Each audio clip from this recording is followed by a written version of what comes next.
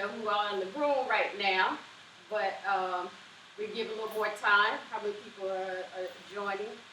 So we give a warm welcome to everyone at one time.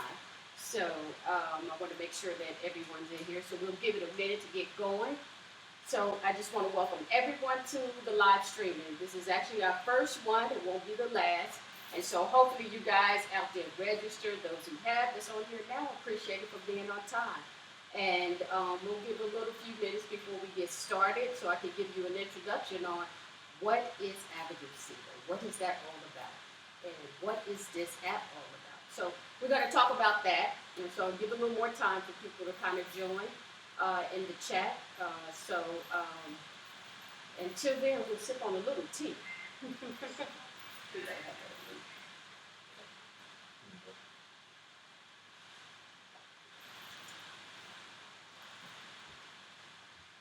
So you guys let me know.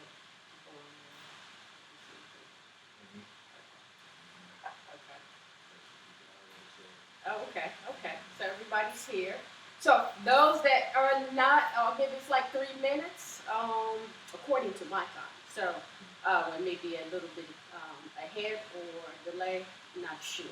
But I'm gonna go ahead and get started. Most people can watch this later, come back and watch this. So let's kind of get started. We got a lot to talk about. We got the great SenSay here, but we'll introduce him later.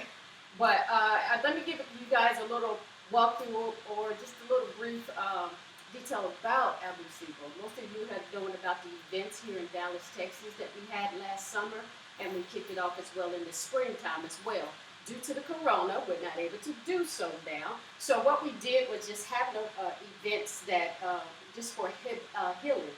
And so what we did was set up a couple of events last summer, and that event was held here in Dallas, Texas. It's a healing event. And it was actually a prelude, or should I say, a survey to get people to be aware of what is Avenue Simbel, what is Avenue Simbel, other than knowing about is the great rock of him and Kemet. And anyone that knows me knows I love Kemet. I took a tour there, so it was amazing. So everything I've done with the restaurant Kemet Kitchen to Avenue Simbel, everything is Kemetic. So Avenue Simbel is going to be a resort here.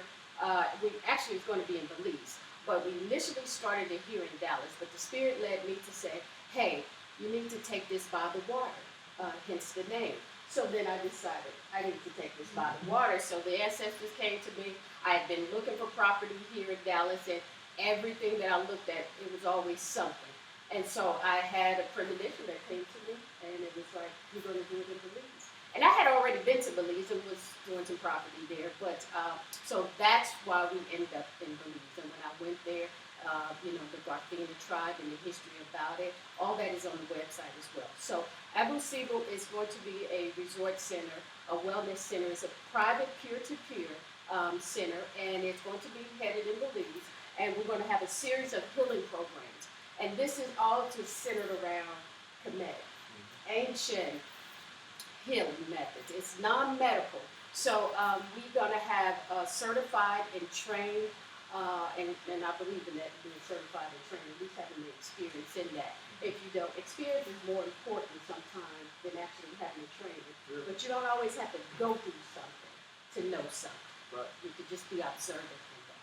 So we're going to have healers there that the different programs. We have 4 programs there. That's the healing ceremony, which is a prerequisite. You must take that. More details are going to come down the line. And then the Kemetic yoga, Kemetic Reiki. We also have the hypnosis therapy, as well as the kiss of the toe. Now, all those things I experienced myself. So I'm bringing in my personal experience as well, and things that I'm learning along the way in my research and my learnings, in my travels, and being able to incorporate this like I did in the restaurant, as well as create this into a resort center of healing. I think the most important thing for us is to heal first. If we can't love self and heal self first, then how are we collectively going to make a difference in our family, in our community, and in our race? So I feel like that's most important. So meeting and connecting with different people that have the same mindset, and then also people that have that it may sound weird to some people that's in here that don't know about it, but just has that gift. I think we all have a gift, but some of us have this special, unique gift that we've been able to tap into. And I think we all can tap into it. Most of us just do it sooner than others, you know.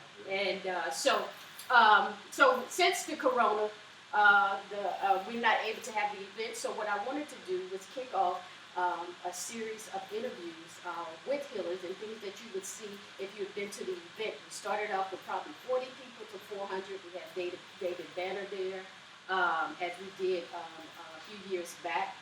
So we had a sold out event, but it wasn't just about the event. It is about true, authentic healing. Share your story, you know, and don't feel alone. Everyone has a story to tell.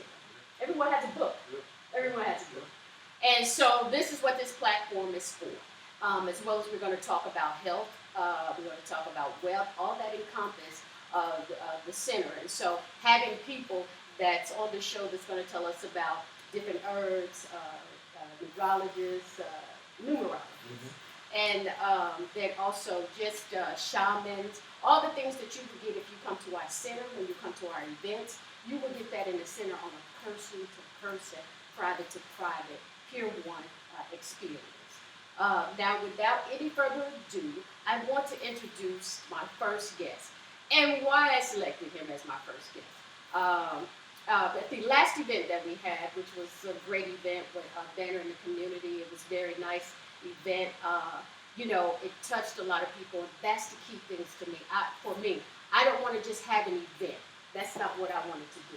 I want to have something that transforms. I remember talking to David Banner's people because he had come before to an event. He's been to many events. And other celebrities that I had spoke to was like, I don't want another event where we all talking and then afterwards nobody's doing anything. The Million Man March. After that, then what? You know. So for me, it was about let me bring you an experience. So when you walk in as kinetic. Okay? So now you're already getting that. So I wanted you to come in and to be transformed, that you actually had therapists, you actually had teachers, healers, and different types of people that had different foods that were, you know, healthy for the body, mind, and spirit. So I want you to be transformed so when people left, they were transformed. And that's what I want to do on a grand scale at the resort, is to transform you, to heal you. All we can do is help with the process. No one can cure you. No one can help you. All we can do is assist you in that. But you have the power to be great. Everybody does. No one is special. It's just about tapping into that. And so that's what we want to do here at Abu Siegel. And every guest that we have, it's about healing. It's about health. It's about wealth. So thank you guys for joining the experience. So with that said, we met each other at the event. At the Siegel event, which Banner, and he and I met, and I had the toad, the kiss of the toad the night before. And so, if anyone that was there, I was on a high, and I don't mean a drug high. Yeah. I was on a spiritual high. You know, that experience, I cannot describe it in words, but it was amazing. And so when I was there, I was floating. Yeah, and so when people saw me, they saw that glow. They didn't know what they were seeing. No, and I didn't either. So, you know, certain people that I saw, and I was like, why you didn't come to the event? They was like, I was there, we talked, we took pictures. They was like, you were like gone, you know, and I was. But, so with that being said, so I met him, he was one of the panel members, and one of the key speakers there, and he came up to me, and yeah, the first of all, this amazing outfit, okay? I think it was all gold, was it? Blue and gold. And so your energy reminded me of Lawrence. And so when I saw him, that's who I felt. And I was like, oh. And so I shook his hand, and it was just automatic. Yeah. Just the electric feeling. And I said, he said to me, I closed my eyes. I probably did because I've had him a lot. I got that from my mother. That's a whole other subject. But I said to him, oh, he got a little shock. I said, oh, we don't work together. She said, real soon. Yeah. And I said, yes, we are. Yeah. And you said, ooh, the energy, thank you. Yeah, and that was it. So from then on, and then we had appreciation dinner, and it was just amazing. And him and his queen came out. They both just have amazing energy and amazing company. And they're going to talk about that. And so I want to introduce SenSay with one of his favorite songs. I want to have this intro because SenSay comes from a background that you guys would be surprised of. Yeah. Well, some of you know him. Some of y'all, but you'll be surprised. Yeah. You can do anything. He said that's his song. Yeah. We're here, Beyonce. With Beyonce and Jay-Z.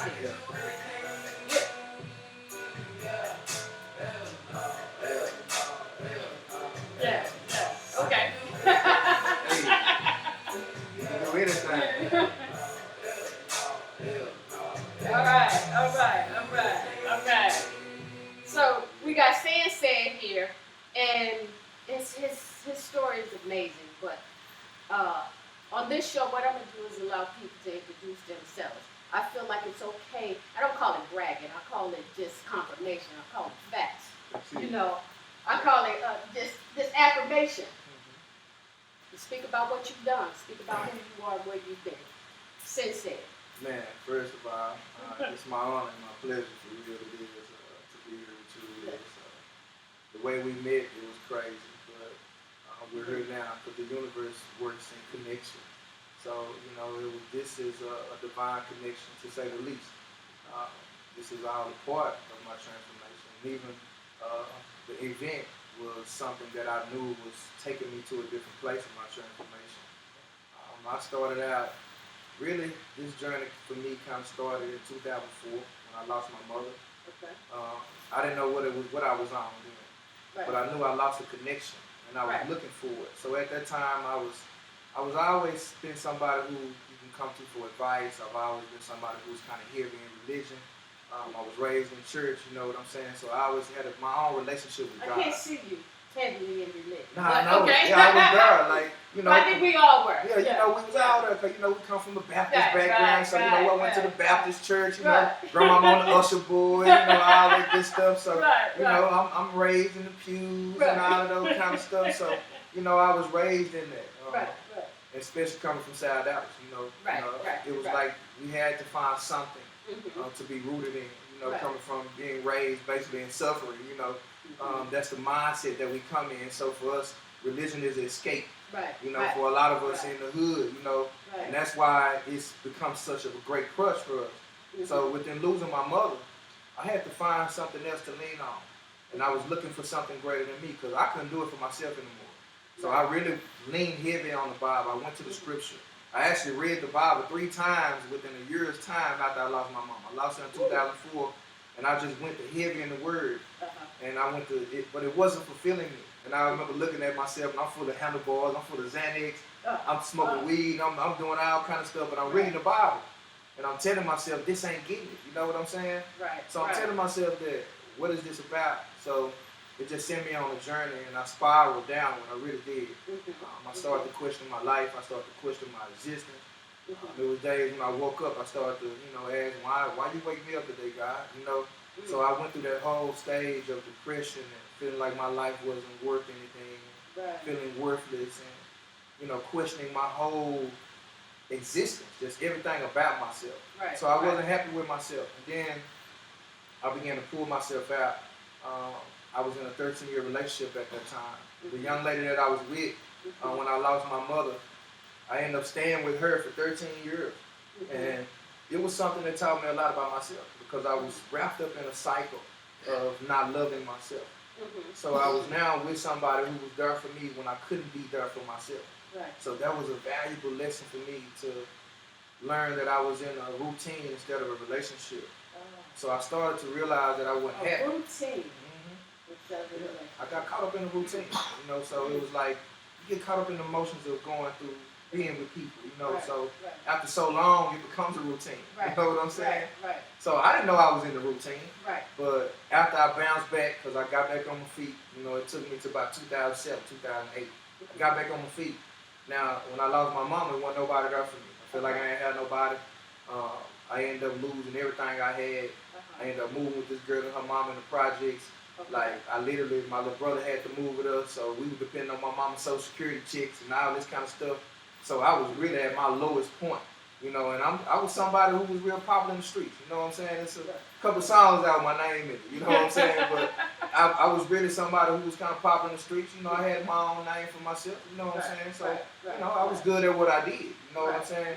So when I reached that point to where I was at the lowest point, I realized, you know, because Zero was out there. If anybody knows Zero from Houston, you know, Zero is one of these rappers. I always talk about depression. You know, he always say, fuck everybody's shit. It's just about you. You don't need nobody. You don't got no friends. So I was in that whole mode. So that energy, that's all I was in. So, you know, I was taking Valiums. I was taking handlebars. I got up 320 pounds. I don't even want to ask for like handlebars. Okay. Handlebars are Xanax. Oh, okay. That's, you know, that's it's a depression pill. Okay. And anybody that knows handlebars, it's a popular street drug. It's a popular on the street. Okay. Anybody that knows handlebars, if you're on this drug, you will literally forget going to sleep. That's why a lot of people, you know, we got over 70% of this nation on prescription medication. And this is one of the most powerful medications that people are on. Really? Because you can actually go to sleep and not remember going to sleep. So it's 2 years of my life that was like a gap. You know what I'm saying? Because I was on them handlebars so much. So, but until I got into meditation, everything started to come back. Like literally did. I was phased out. Like it was literally, I would go blank trying to think of certain things. But I pulled myself, or I found myself into a place of really dying. And I actually went to the hospital, and I was low on potassium. I needed 13 bags of potassium because I was drinking so much syrup, drinking so much codeine, right? So I'm looking at myself and I'm asking myself, like, what am I going to do? You know what I'm saying? Like, my life ain't what it is. So when I finally got back on my feet, moved out of the projects with the girl, got a house, moved into a house, you know, I started back hustling. I got to the point where I was in the game. I was, you know, I'm selling 30, 40 pounds a week. You know what I'm saying? 2-3 gallons of PCP. I'm talking about I was doing good. But I went to looking at, I still wasn't happy. I wasn't fulfilled. Even the money wasn't good enough. You know, I'm doing. So I got back to the point where I can buy the kids Jordans and do all that kind of stuff all over again. So everybody love me now. Everybody back now. And I'm looking like, damn, where all these people was at?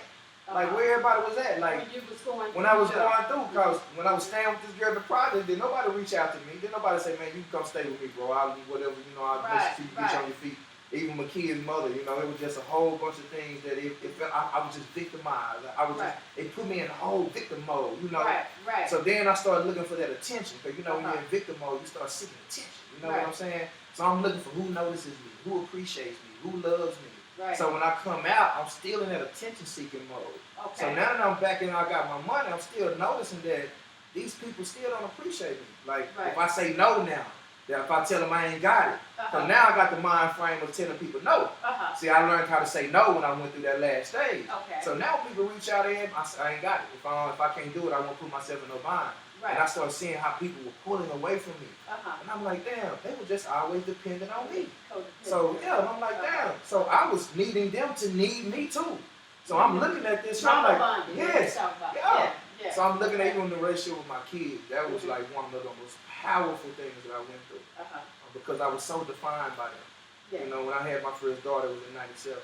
And I went to college. You know, I played football for 17 years of my life. So when I went to college, I went to Mississippi Valley State. So I chose to go to a SWAC school. One of the recruiters asked me, one of my coaches actually asked me, you want to be a big fish in a small pond, or you want to be a big fish in a big pond? Yeah, so I'm like, hey, send me down there, you know. So I go down there and, you know, I had my first daughter then I had got my baby mama pregnant with my second daughter. So my oldest daughter, DeAndra, she was born at that time, but it was a whole transition for me. And dealing with my kids and taking back my value, and taking my power back, you know, from allowing myself not to be defined by the social standards of what I had to be a father. So during that whole process of me going through my transformation, as I was walking away from a 13-year relationship, I'm walking away from my kids, I'm walking away from the life that I knew. I started working at UPS.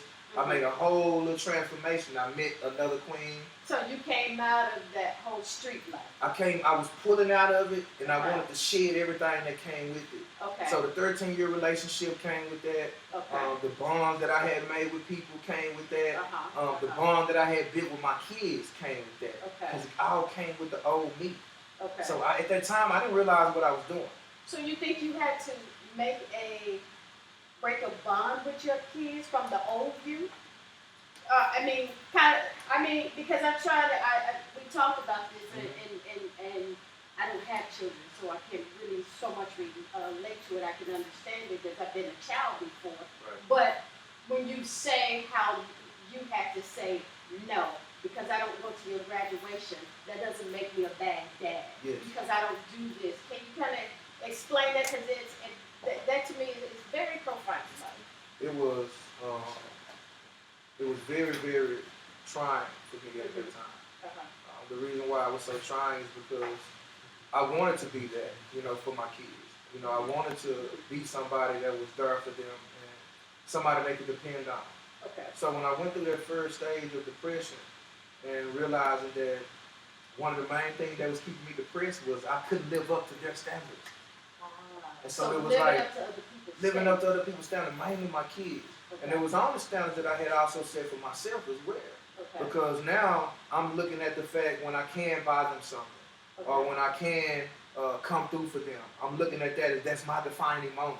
You know what I'm saying? Like, I'm a father. Like, I bought you them joys. Like, I made sure y'all ate. Like, I paid your mama rent. Like, I made sure your mama car was fixed. So those type of things define me as a father. Let us know when we're back.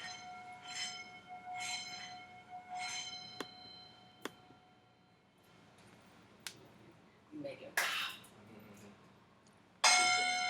Are we back, y'all? Are we back? Are we back?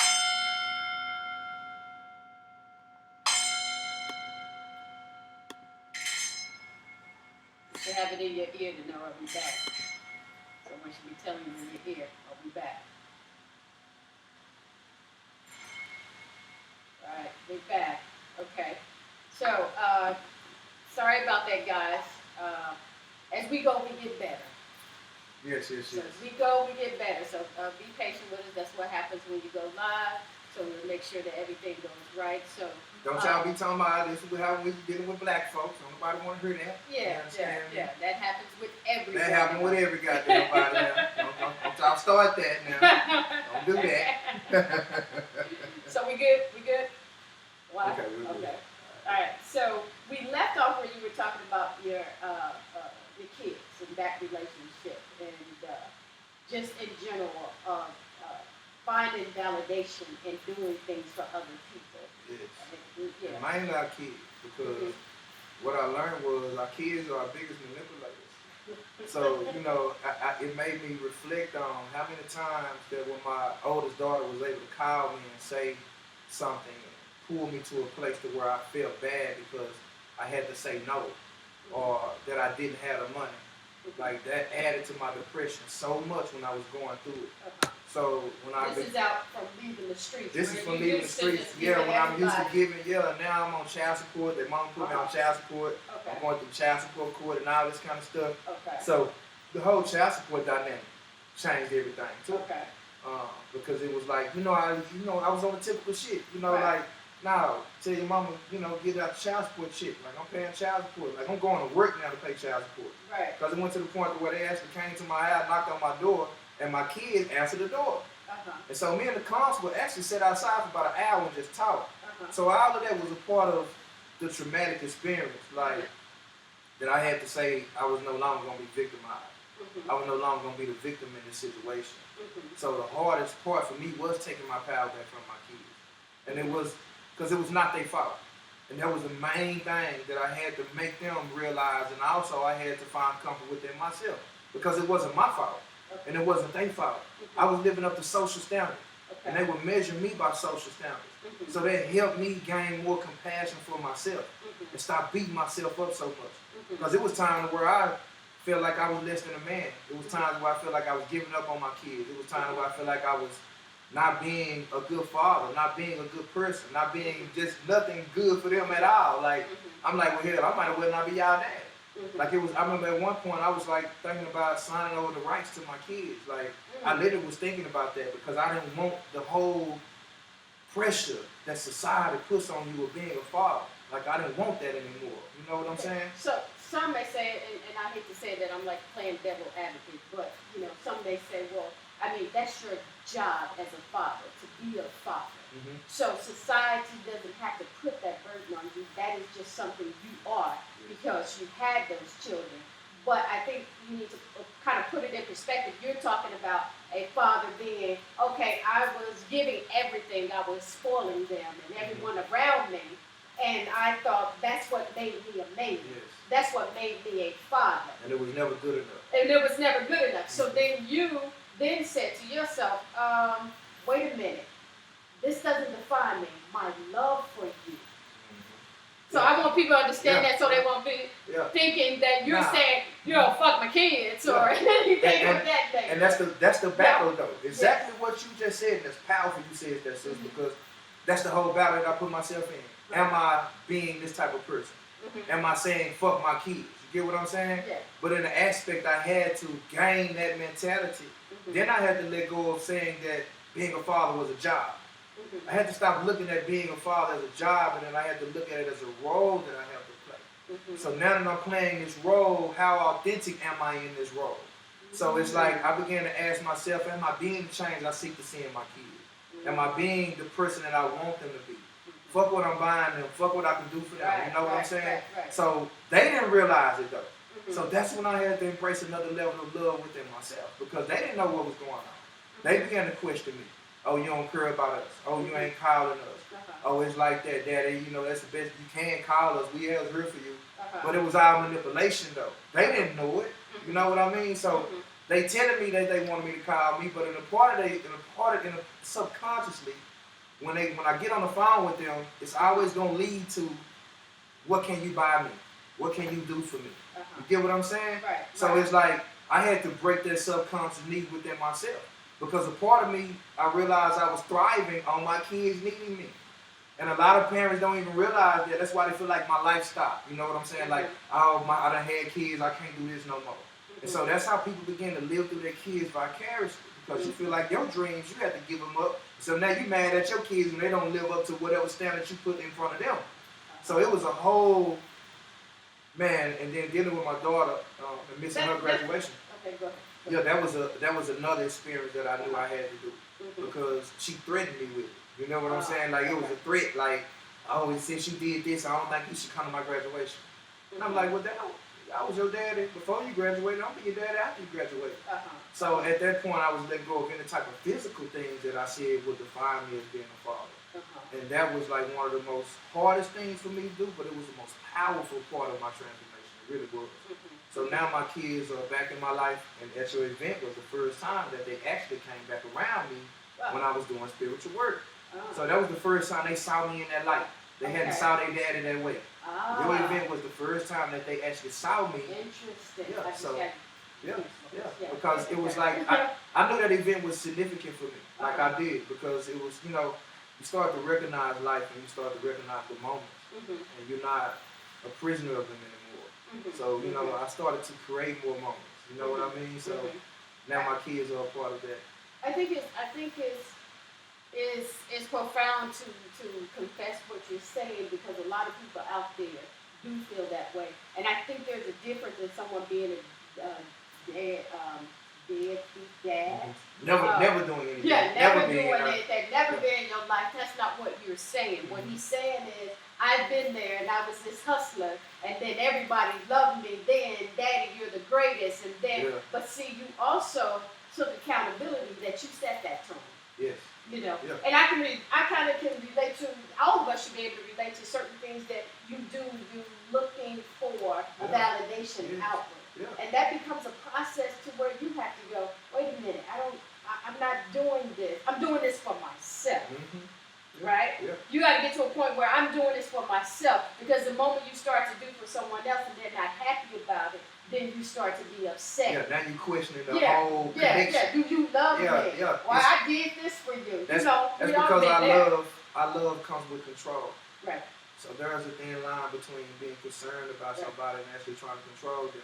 Right. And then I had to realize how much of a crutch I was for a lot of people in my life and how much of a crutch they were for me. Mm-hmm. So that's why I say we all play the narcissist, we all play the codependent in our life. Mm-hmm. So I had to realize that at some point in time in our life. So I was playing the victim a lot in my kids' life. Mm-hmm. You know, I used to tell them y'all don't appreciate me. I used to tell them y'all don't understand me.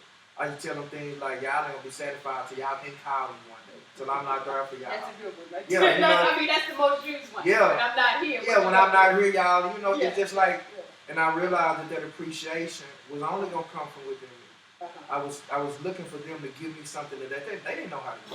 So do you think that thing that you were looking for was when you lost your mother? I know it. Because that was the connection of the nurturing that I knew. And see, that's when I began to embrace life on a different level. Okay. And that's when I began to realize that us as humans, right? Like every other life form on this planet, like they lines, like, you know, the creator said, here go 2 straight lines. That's all y'all gotta do. Right. Every other animal has they live a straight path. Mm-hmm. For some reason, we have choices. Mm-hmm. And a lot of times we become victims of those choices. Mm-hmm. And a lot of times, you know, life does things to us that we can't control. Life does some shit to us that it's out of our control. Like your parents, what they do out of your control, you know, you losing people is out of your control. Like all those things are out of your control. So when you begin to embrace what is out of your control, you can begin to embrace what it is in your control. So my response to things, how I began to respond to life, I began to gain more control over that. So it was just a whole process of letting go and shedding the old me. Because that's what it is. You know, like that old you has to die. And I had to have those realizations. That's what I tell people. It's just a realization of knowing that everything that I've done has been dependent on what somebody else did for me. And it was only because that's the way that we were raised. So my mother raised me, and, you know, my father wasn't always there. You know, how we go through the typical shit. You know, it was days and I wish he was there, birthdays, shit like that. So being raised by my mother, being raised by women, that connection that I had with her, when I lost her, I didn't understand what I lost. I didn't understand how to get it back. You know, I literally began to understand how people can lose their mother and their life will never be the same. I began to literally understand that. So I began to tell myself I didn't want to be one of those people. Like I didn't want to be somebody that lost their mother and said, you know, that's a reason for me not to live anymore. And I want to touch on that because I know plenty of people out there that's going through that. They say it's nothing about, you can't compare losing your parents only to a child, you know. And so I always say my parents are my God, because that's what God is, a creator of life, okay? And so without that, you have a friend of mine is going through that right now with a father, and it's one of those things where it's like you said, that's the most hardest thing to go through, but you can't set your whole life on, if this person died, I'm no longer living. Because then now you are suffering a lifetime. Yes. And I want to touch on that about when we talked about before about suffering. And you had posted that, and by the way, I love this post. Some of the things I disagree on. And she don't hesitate to tell me, y'all. She not hesitate to let me know. And, you know, he always say things in absolute, and then I'm like, I told him, I said, you got a lot of me in you. I see a lot of me in you, and it's just like, I learned, like, oh my God, sometimes you can see things and you go, oh, shit, this is you. Yeah, reflections. Oh, shit, is this how that looks? I don't like that. Yeah. I don't like that. Is that what I do? I don't like that. Yeah. Or if I see certain things that I go, oh, that's me, I like that. Yeah. I like that. You know, that. So you got to have that balance. But I talk about, I wanted to talk about, like I said, I love your posts and I love the things that you say. And then SenSay and I spent some time together, and most of the spiritual people that I work with and healers I spend time with. The universe sometimes just wakes me up and say, you go in here with this person, take this person here, and I'll call them. And they go, what? Wait, what? And, you know, and it happened. And it's just like the strange story with Lord. You got to go here, get your passport. And it was like in 48 hours, you know, that happened. And so, you know, once he got there, he understood it. And it's just, that's how my life has been. like I am aware who people are when they come into my life. Yes, you are. It doesn't go the way I want it to go, Yeah. and then I realize that that's something I have to work on.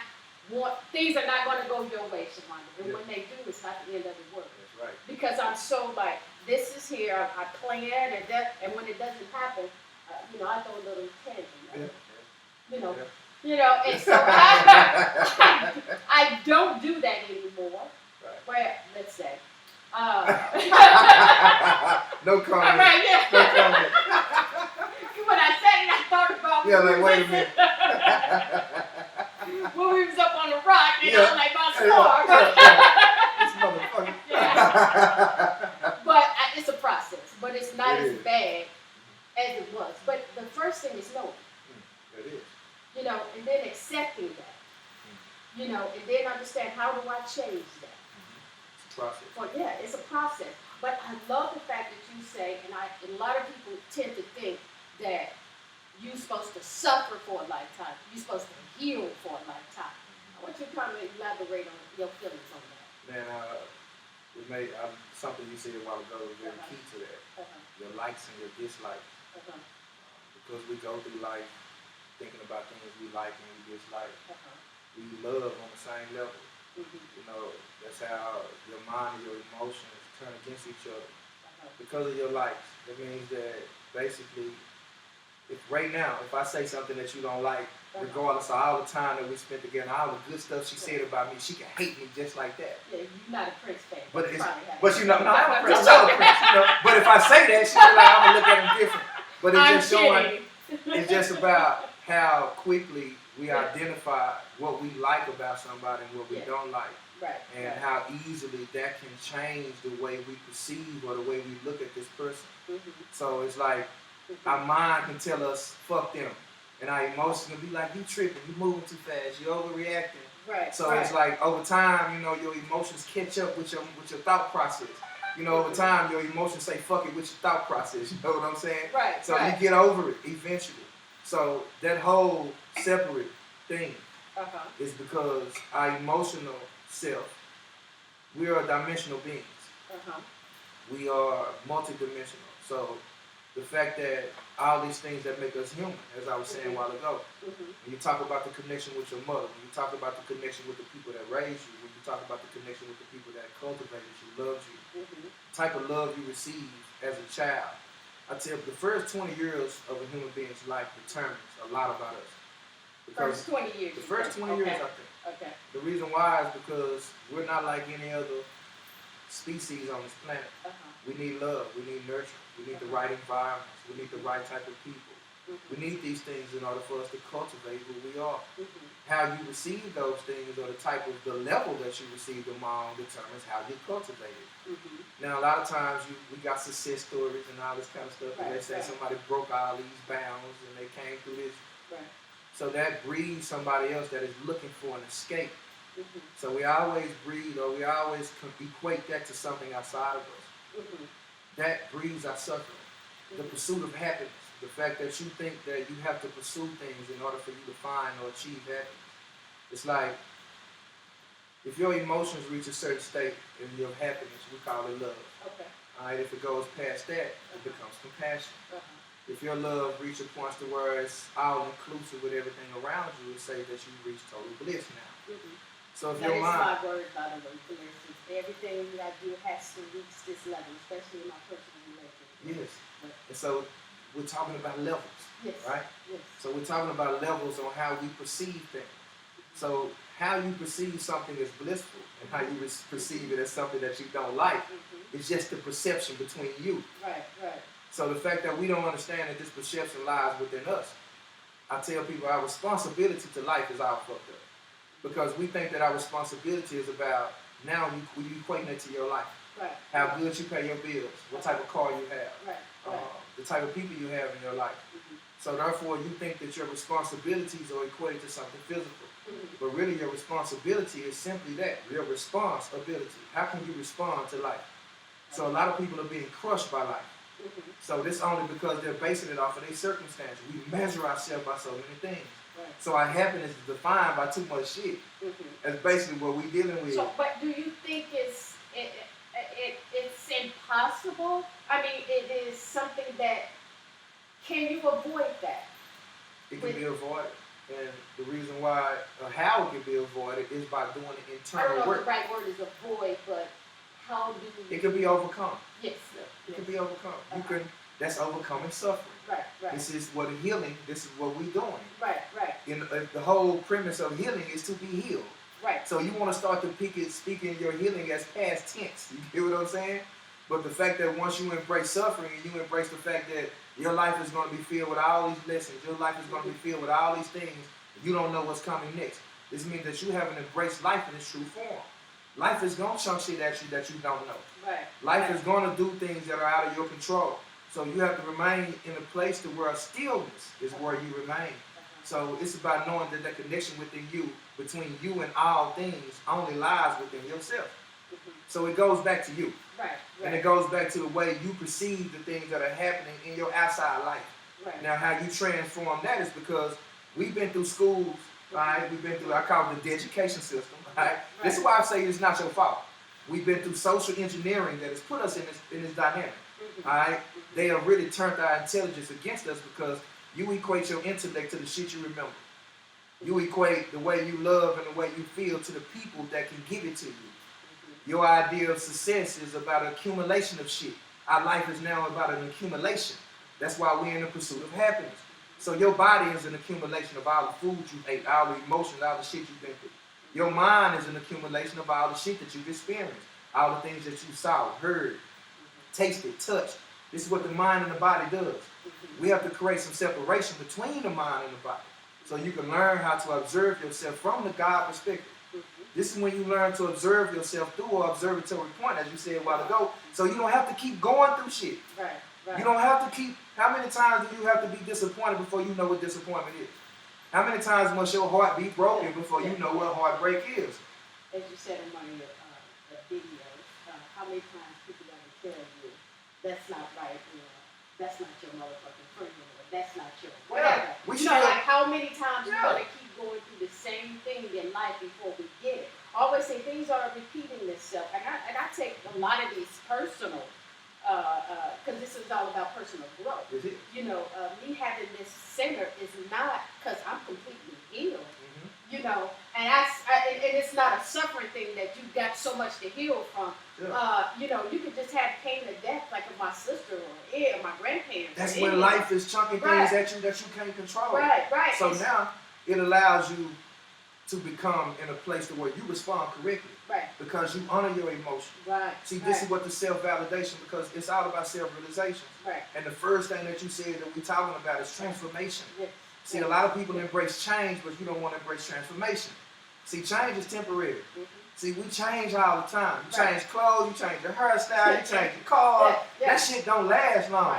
Transformation is something that you have to embrace from within yourself. Right. So because you can't go back. You can't go back. Yeah, you can't go back when you make that transformation.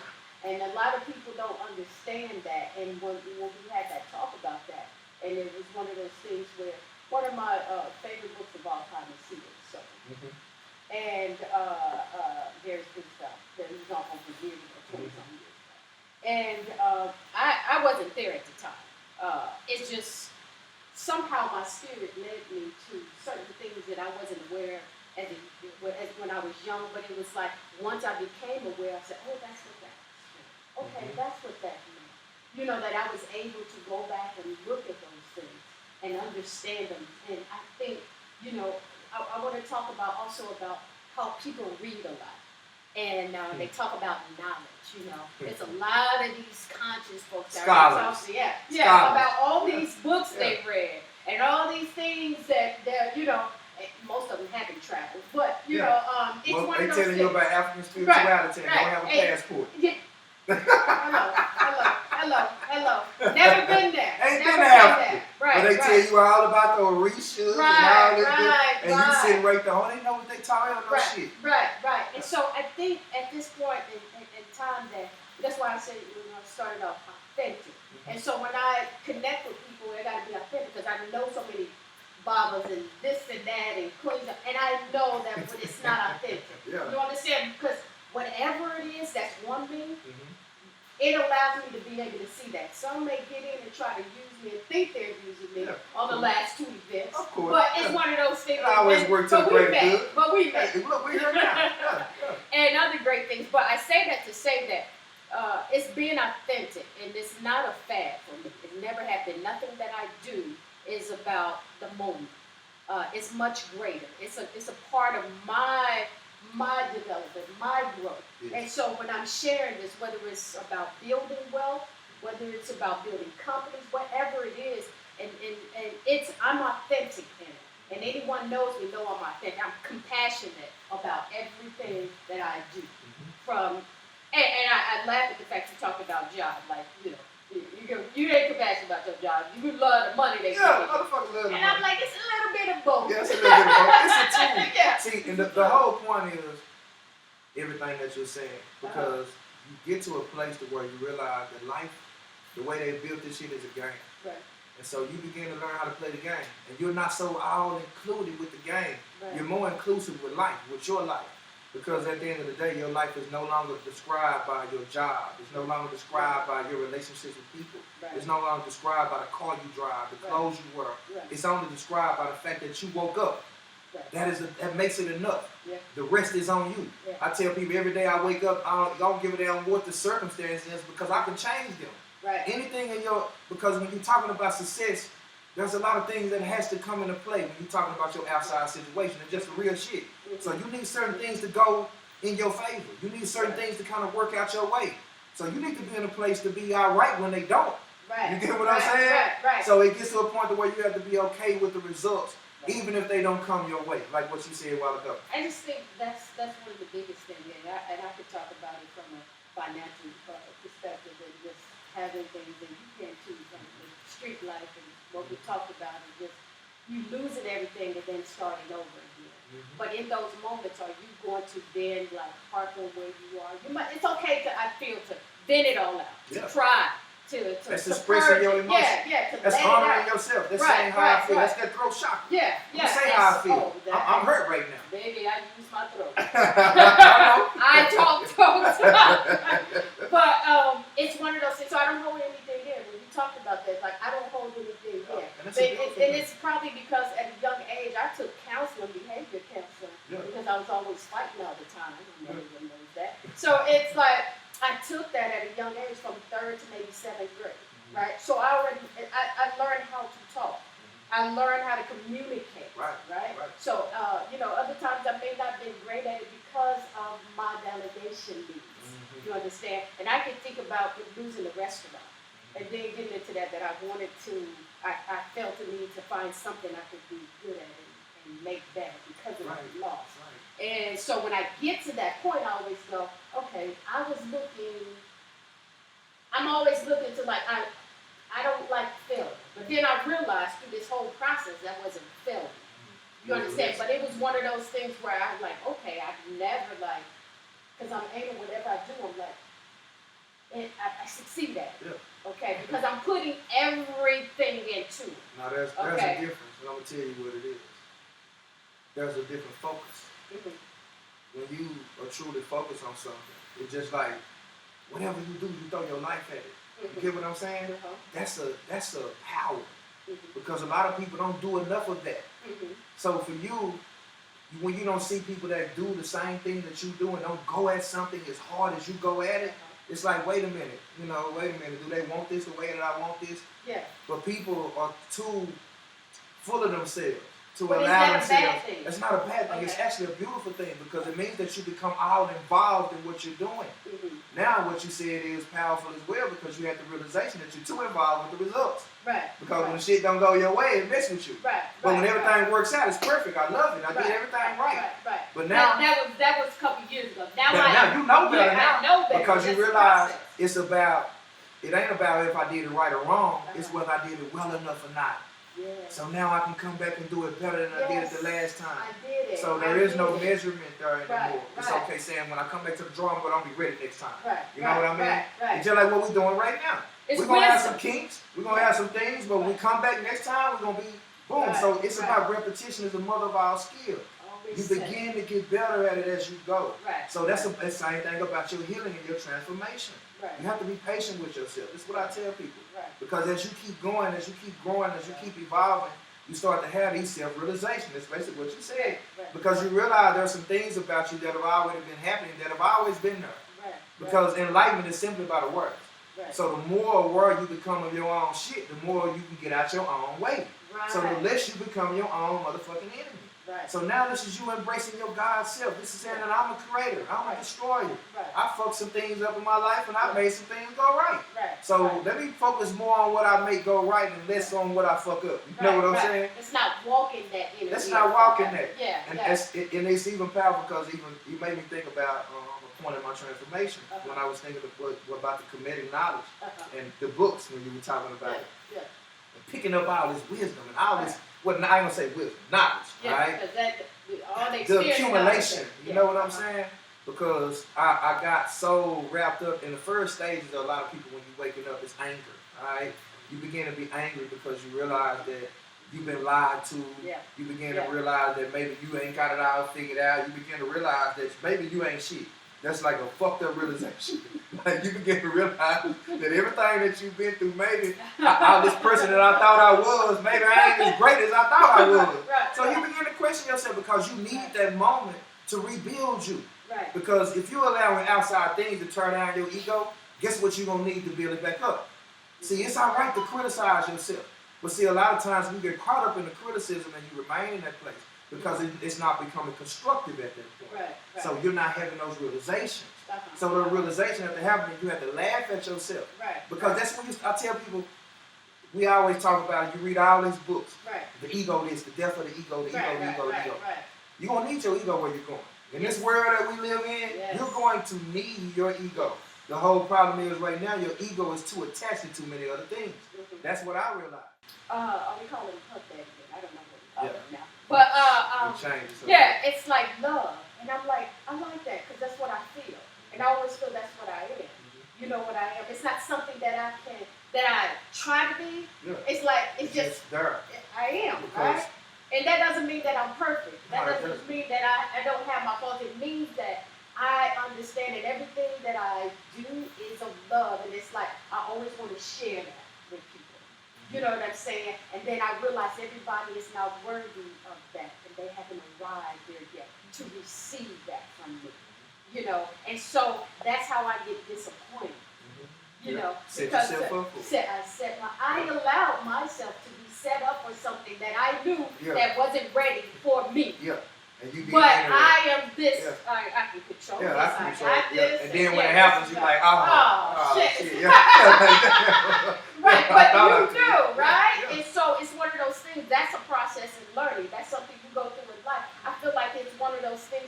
When I had that experience, it felt like, if I could describe the movie, if you ever seen the movie, The Fountain, go see that. It's amazing. So in The Fountain, it's the scene where he goes to the tree and he's trying to save his wife. But go check out the movie. And it's one of my favorites because it goes to past life. Have you ever seen it? I have. You seen it? Oh, did I tell you to look at The Fountain? Yeah, you did. So you did finally see it. Okay. So that part where he's at the tree, right? And his body just, you always see that image all the time where it just zoomed up in the solar. That's what I felt when I had that experience. And so now everything and all the stuff that I was like, I'm hurt, and all the stuff that I was feeling, it felt like it was just, I became ashes. It's like my body just started to disappear. Right. And I go through it now, my eyes are like, whoa, where am I? And then everything is energy. Nothing is a person, everything is energy, but I know who that person is. You know what I'm saying? And it's like going there before I had that, I had that. Then when I went there, it's like, that's the confirmation. If I'm going through something, that moment to come back, I'll hear something. You know, the sound of a bird, the sound of something that's nature that I can hear. And I go, whoa, and it takes me to this. And I'm going to tell you that's powerful what you're saying because the whole idea of it is to become your senses instead of living through them. We look at dogs, we look at all these different animals and say that they have better senses than us. That's not true. We live through our senses too much. How are we on time? Sorry, people, but we need to make sure. Okay. where we live through our senses. Okay. Instead of allowing ourselves to become them. So the more inclusive you become in life. It's like right now, people are so involved with shit that when it happens, right? Just imagine as if you are sitting in traffic, right? Damn, this goddamn traffic, because you're so involved. You see all the cars. If you could create a sense of separation, like what you said, you can see yourself on the mountaintop, or see yourself in the clouds, and you looking down on the traffic, you're like, traffic. Versus like, fucked up traffic. Right. So if you can remain in that state, that's why I tell people meditation is not something you do, it's something you become. You can stay in a meditative state by remaining separated from all the bullshit that is happening. That's where I always am. Or the matrix. The matrix. I'm always observing things as they happen in my life. Like even as I sit here now, I can observe us sitting in this room. I can see us sitting here. So it's like being able to be mindful. It's a whole mindfulness. It's like consciousness. Because of physicalities, we equate everything that we do as consciousness. Our physical nature is what connects us to consciousness. This is what we think. But simply because the fact that we have these bodies and we see things as a physical form, this is a thought process. This allows us to equate things to consciousness. When you're talking about the formless, you're talking about consciousness. When you're talking about creation, you're talking about consciousness. So you're talking about something that is the source of everything. So we're not tapped into the source, but we think we're conscious. Right? You got a bunch of motherfuckers around here still yawning and they think they woke. You know what I'm saying? So goddamn me, it's about you have to be able in a place to connect with consciousness. And this is only by you shedding all the things that you're attached to in the now that are robbing you from embracing the moment and seeing it for what it is. So it's just like shedding all that shit. Just like what you said, being able to shed it and observe it. So just what you said was being in a spiritual realm. It's like I'm shooting up. And I'm so high that everything starts to go, and then it goes back to being an infant, you know. You're coming out of your mother's womb and being able to feel and see that.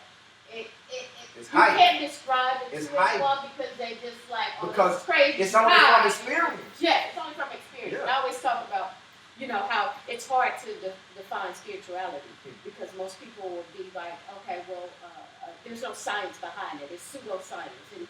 And it's one of those things where it's not factual. I can't prove to you my experience. You can't prove to me. All you can say is that's your truth, right? Yeah. There's no scientific fact behind any of that. And I'm going to tell you the beauty in what you just said. That was so profound. I don't mean to cut you off. So yeah.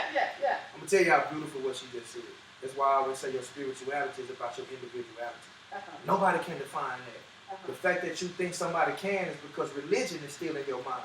You think that you can read one book and you know what it means to be spiritual. You think you can go do all these studies and you know what it means to be spiritual. You're not embracing what it means to be just you. So you don't know what it means to just be. So in order for you to just be, in order for you to embrace your spirituality, you have to shed all those things that you think you are. And a lot of people think it's a hell of a process to that. Like you just got to do all this type of shit. I need to do all this, go through all this. Your journey is for you. The things that you experience are for you. The things that I experience are for me. That's where compassion comes into play, and that's where understanding that we are all connected through whatever we perceive to be true. Whatever we perceive to be right. Whatever we perceive to be wrong. So all of this perception, all it goes back to likes and dislikes. So that's why I don't operate in that realm anymore. Because if I still stayed in that realm, I would look at everything and think that you ain't doing it the right way. I know the right way to do it. I mean, I'm transformed. You need to follow me. Like, you know, I'm like, hey, I'm telling you, look at me. I'm the one. I know how to do it. You doing it wrong. I know how to do it right. That I can't reach anybody that way. And then only because now I've become egotistical. And that's what you deal with a lot of scholars along this journey. You deal with a lot of motherfuckers who become egotistical based off the shit that they think they've accumulated. And now they think that they got this big ass following. All these people like all this old shit. I'm this, I'm that. And those usually are the fraudulent ones. They are the fraudulent ones, the ones that that everybody knows. I mean, that's the same with even their growth buildings. You see a lot of people that's out here that's fraudulent and say they this and they that, and they can go rent this, they can go rent that. They can give you that image that you want. It's the pimp game. Right. And then you can think, oh, I definitely want to work with this person. You hear me? Oh, I want to do this with that person. They got it together. In actuality, then when you come to to them than somebody that's like, I don't care about all that. They ain't doing none of the practices. They ain't doing none of the stuff. It's just like the modern day pimp game. Because in the pimp game, you know, I'm from the street, right? Right. So, you know, in pimping, you got to have the tools together. You need to have a car, you got to have the looks, you got to have the talk. Yeah. A bunch of these niggas pimps. Right. They're straight up. They got the game, they got the talk, they got all the tools. Yeah. See, you got spiritual healers. Women too. Women too. And these women are something else. Women are the best pimps. These women, a lot of these women are labeling themselves healers and all this other stuff, but they saying they don't want to deal with nobody. Like, and they so, you got all these putting people in jars and want to be witches and doing all this stuff, and sex magic, and because you're gonna read some stuff. Man, this spirituality has become a trend, which is a good thing. And I'm gonna tell you why. It goes back to what I was saying: ain't no right or wrong, because it's all needed. Right.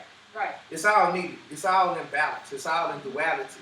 So you're gonna have people that's our spirituality. Yeah, you're gonna have people that's gonna come along and take it serious. You're gonna have people that's gonna come along and use it for a hustle. Right. It's just up to you to be able in a place to be able to discern what you need in your life at that time.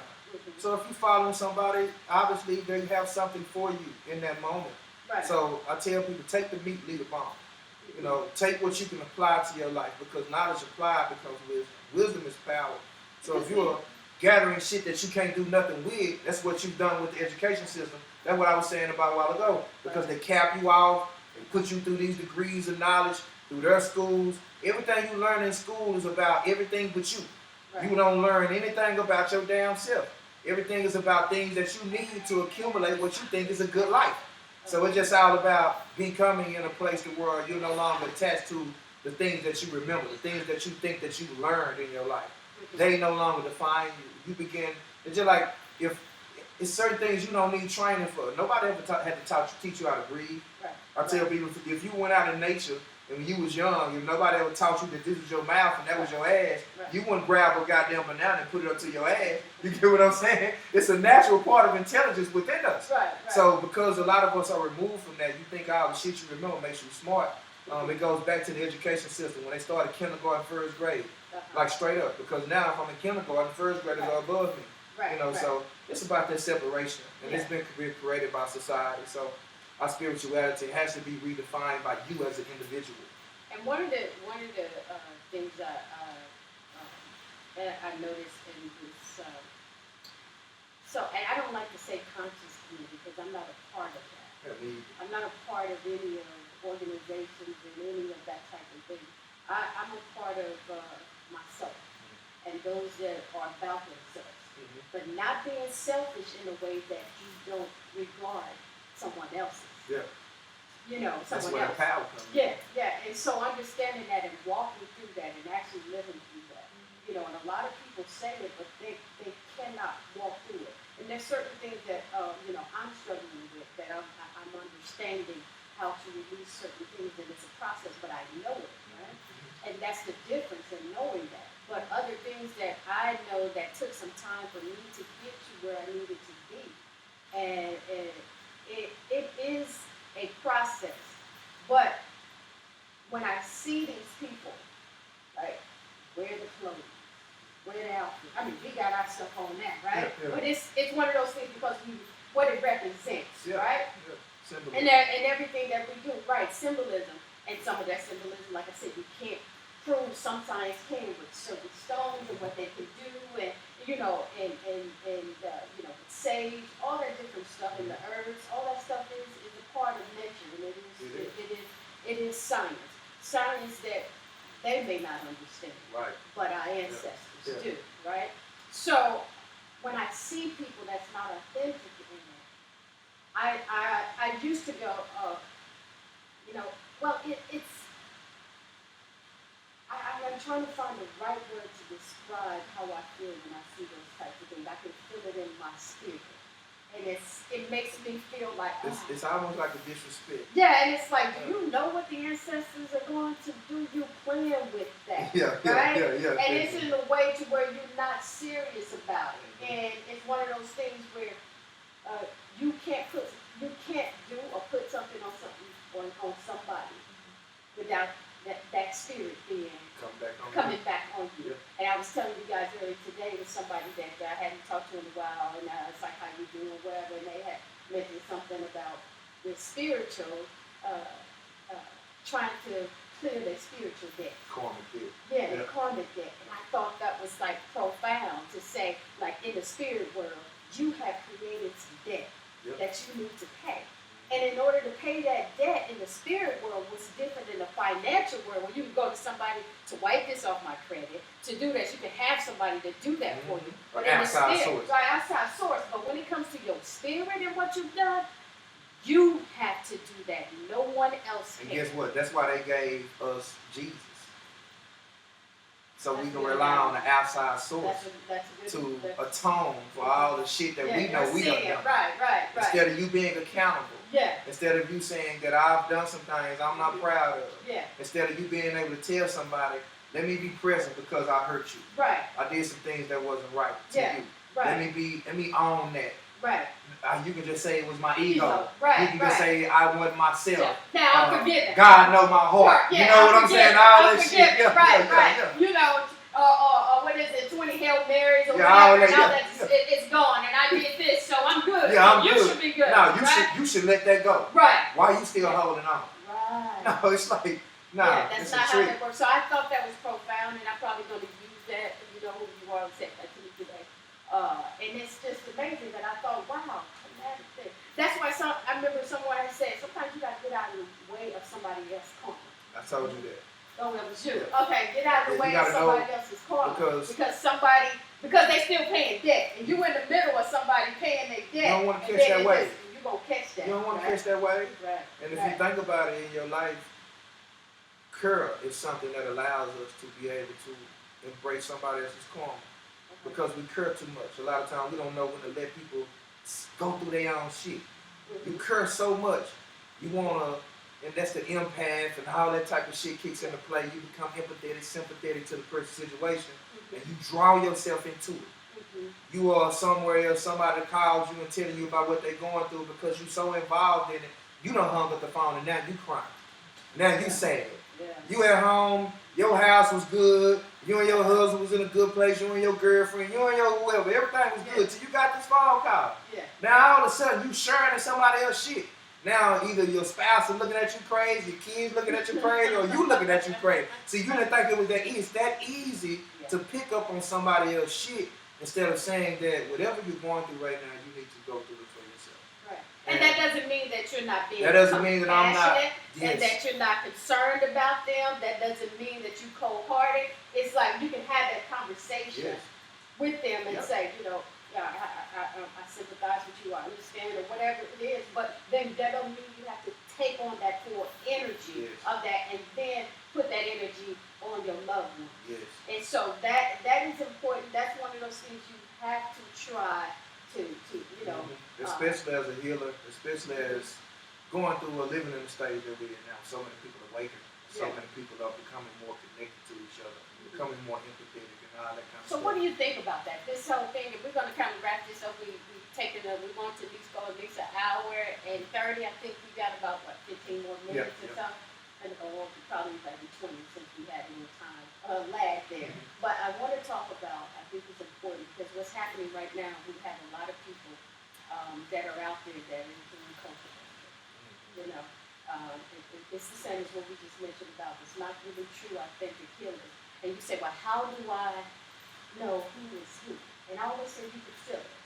And you can feel it. And for me, certain things I knew from the last event and the event prior, beginning it was this. And then when you say certain things and it doesn't add up and you go, I don't say that twice and I didn't get it. They ignore that. Then it becomes, okay, you saw that sign, what that was going to be. You trust it now. Right. So I'm aware of what this is. So I said to myself, all right, I see this, but I'm going to get through this event. But after this is what I'm going to have to do. You understand? So that's being aware in the moment.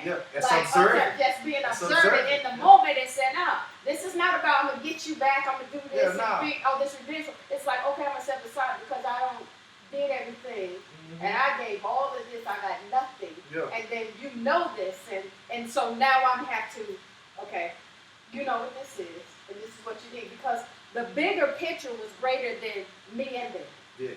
You understand? So the picture was greater, so So am I going to put my ego, inject my ego into it and say, you know what, I'm not going to have this because you didn't do this, do that. Okay, it changes the picture now. Right. So now I got to continue on. And to me, that was a spiritual growth for me. But then when I go through that, I'm like, why do I always have to be the bigger one? Yeah.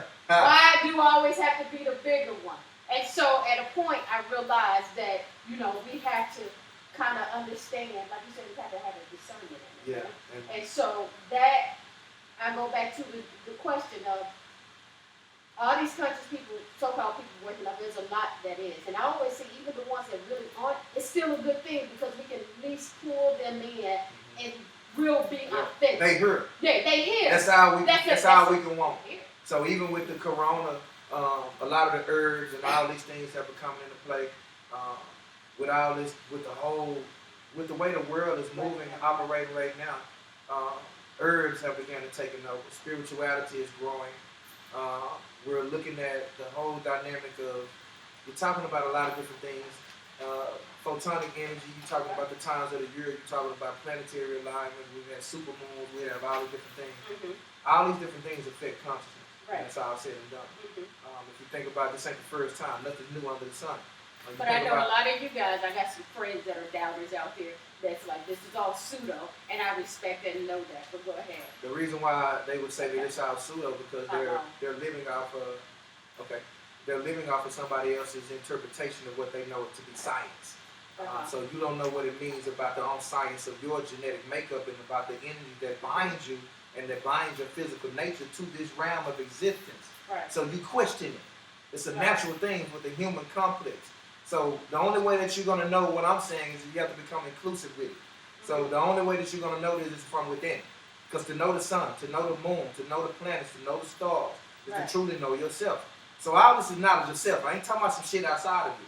So until you look at this as something that exists within you, until you look at yourself as a walking science, until you look at yourself as a walking enigma, a walking complex being that cannot be figured out, this is going to be something that you're going to be lost in. All right? So when you're talking about waking up, you're talking about consciousness, I would just advise anybody to be mindful of who you reach out to. Be mindful of who you're vulnerable with. Allow yourself to be conscious of who and how you reach out to people. Question yourself before you reach out. And then don't be trauma. Be careful when you're reaching out to these healers, and because a lot of y'all ain't looking for healers, you're looking for friends, all right? So you need to ask yourself, what am I in need of? When you go to a healer, the whole object, when you come to me, if you come to me, when you come get these readings, and you know, I use the icy deck, the love deck, and the physical deck. I also do the numbers and all that kind of stuff. And I'm also intuitive and all that good stuff. But when you come to me, we're talking about solutions. Any real healer is going to give you solutions. No healer is going to allow you to become somebody that's going to be a burden for them, constantly calling them, giving them money every day, because you want to talk, because you want to connect, because you just needed somebody to ask some questions to. No healer, stop going to get readings every month and getting them from 2-3 different people. Allow yourself to cultivate the first reading that you got. If you're involved in a reading and you get a reading from somebody and what you're receiving is not confirmation, if it isn't giving you aha moments, if nothing isn't going off in your mind as to say, I knew this, I felt this, damn, you right, I know I should be doing that. A reading should be about confirmation.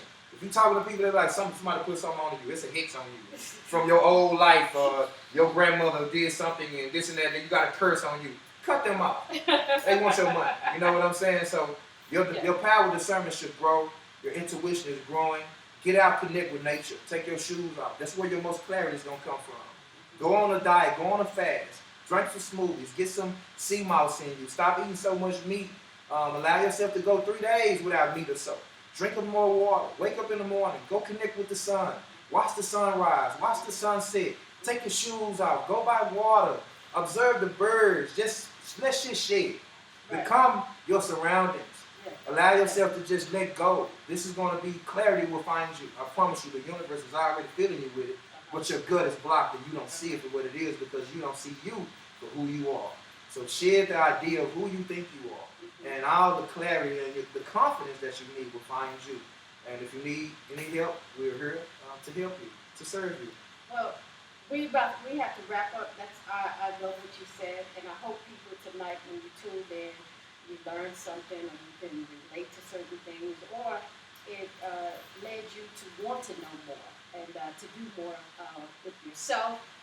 Find someone that can help you on that journey. But it only starts with you. You're your own healer, in nature.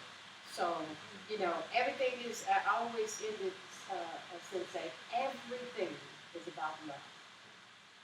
That's in its purest form, is love. If you can't be that, if you're not that, you got to be, you can't find it. No, and that's the whole thing. Discovering. It's got to be in you and not on you. Right. And the most ultimate form of love is going to come through you learning to be selfish with your love first. Only through you learning to be selfish will you know what it means to be selfless. So it's not about you saying fuck people, I don't fuck with people. It's about you learning how to fuck with yourself. It's about you learning how to become your own best friend. So that way you won't need anybody to add to your love. And all you can do is give your love. That's right. So with that, guys, we're going to wrap up. We appreciate everybody joining. I can go on and on with SenSay. You see, you can talk as much as I can. Yes. But it's the great thing. I hope you guys learned a lot, and we're going to pick this up next month. And just stay tuned to our newsletter, subscribe, tell a friend to register, and also subscribe to the website as well so you can get up to date on what's going on with Evan Siegel. And we'll see you next month. And next month we'll have Stephonia Roberts. She's going to share all the things we need. I love Stephonia with herbs and everything. She's a wonderful energy. And so she will be here next month. So you guys stay tuned with dates and subscribe to the newsletter. And thank you guys for joining. Thank you guys. Peace and love. That's right, bro. That is.